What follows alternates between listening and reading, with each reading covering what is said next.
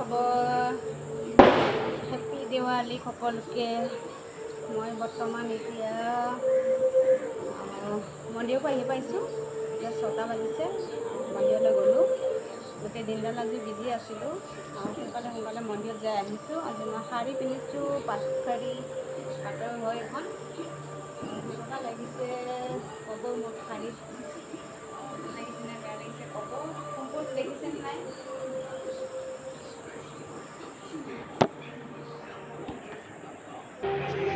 মই নিজে পিন্ধিছোঁ আৰু এইবিলাক শিকিছোঁ। কেনেকুৱা লাগিছে ক'ব।